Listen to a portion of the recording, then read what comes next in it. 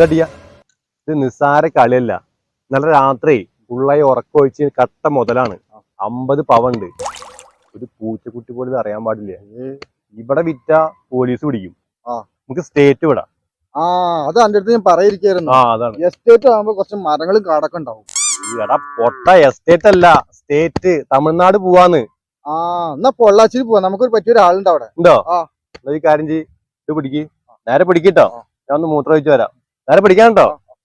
അത് പൊട്ടന്മാരെ കൊണ്ടാണല്ലോ. മൂത്രം ഒഴിക്കരുത് നന്നായുള്ളൂ. ഞാൻ പറഞ്ഞപ്പോ ഒരു സ്റ്റേറ്റ് ഇവിടെ അതൊന്ന് കാണാമല്ലോ.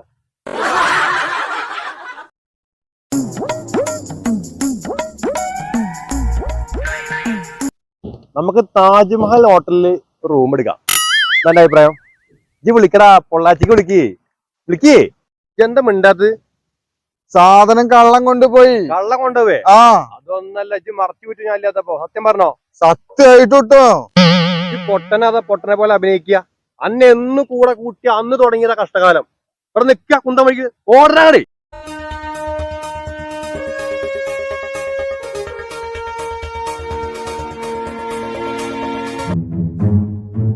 സ്വാമിജി ഇരിക്കണു.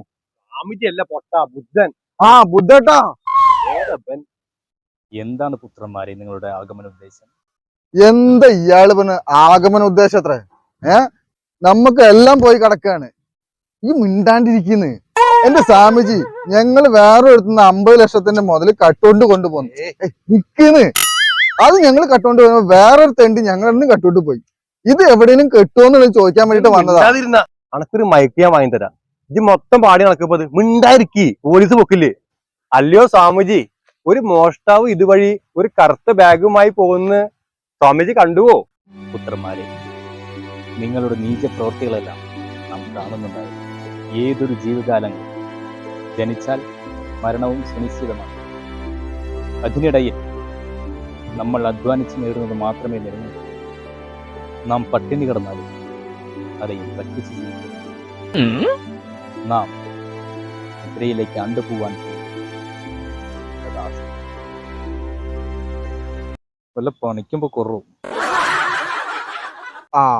ഇപ്പൊ ഇയാള് പറഞ്ഞത് ഒരു കാര്യമുള്ള കാര്യമാണ്.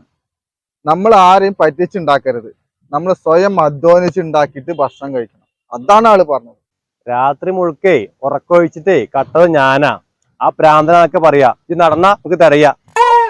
സായ്മല വന്നിട്ട് ഇങ്ങനെയുണ്ടോ മണ്ടന്മാര്? ഓരോ പുതപ്പിന്റെ ഒക്കെ ഒരു ഉപയോഗേ. ഈ പുതപ്പ് കാരണം 50 പവന കൈ കിട്ടിയത്. പൊട്ടന്മാരെ മോഷ്ടിച്ചാ പോരാ, അത് സംരക്ഷിക്കാനും കൂടി അറിയണം.